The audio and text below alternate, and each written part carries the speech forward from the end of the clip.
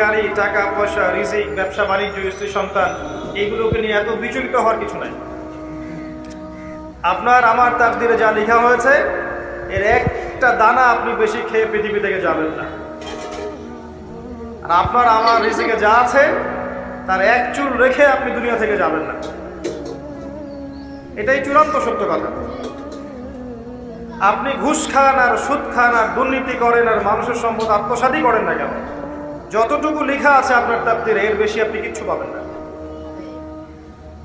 আর আপনি হালালে থাকার জন্য যতই কষ্ট করেন, হালালে আছেন, সবজি বিক্রি করে খাচ্ছেন, আপনি ছোটখাটো ব্যবসা করছেন, মানুষ আপনাকে দাম দেয় না, আন্ডার এস্টিমেট করে, গরিব বলে, ফকির মিসকিন বলে, কিন্তু আপনার তাকদিরে যা আছে আপনি সেটাই পাবেন, এর বেশি আপনি কিচ্ছু পাবেন।